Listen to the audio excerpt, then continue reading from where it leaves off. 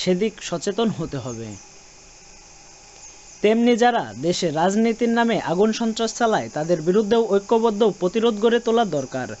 মর্মান্তিক অগ্নিকাণ্ডের কোনো ঘটনা যাতে না আর ঘটে সেজন্য সরকার পদক্ষেপ গ্রহণ করছে বলে মন্তব্য করেন পররাষ্ট্রমন্ত্রী। আসলে বাংলাদেশে অগ্নি নির্বাপনের জন্য ঘরবাড়ি এবং বিশেষ করে রেস্টুরেন্টগুলোতে পর্যাপ্ত ব্যবস্থা বেশিরভাগ ক্ষেত্রে রাখা হয় না।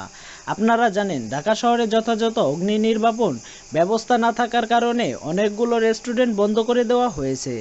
আমাদের সরকার কঠোর পদক্ষেপ গ্রহণ করছে যাতে এই ধরনের অগ্নিকাণ্ড আর না ঘটে।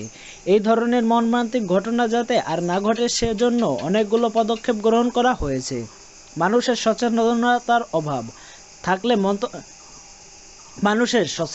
অভাব থাকলে সমস্ত ব্যবস্থা গ্রহণ করেও অগ্নি নির্বাপন করা সম্ভব নয় মন্তব্য করে আওয়ামী লীগের এই যুগ্ম সাধারণ সম্পাদক মাননীয় প্রধানমন্ত্রী ফায়ার সার্ভিসকে কিন্তু ঢেলে সাজিয়েছেন। আমরা যখন সরকার গঠন করি 2009 সালে, তখন দেশে মাত্র 40টা উপজেলায় ফায়ার সার্ভিসের স্টেশন ছিল। এখন প্রত্যেকটা উপজেলায় ফায়ার সার্ভিস স্টেশন আছে। এটা একটা বিরাট অগ্রগতি। ফায়ার সার্ভিসের আগে কুড়িতলায় উঠতে গিয়ে ফাইটিং করার ব্যবস্থা ছিল না। কুড়িতলা বা আরও উঁচু ভবনের ফায়ার সার্ভিসের কর্মীরা ফাইটিং করতে পারে, তাদের যেসব প্রশিক্ষণ দেওয়া হয়েছে,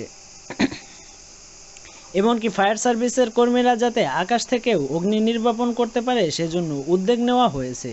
কিন্তু সবশেষে যেটি প্রয়োজন সেটি হলো মানুষের সচেতনতা।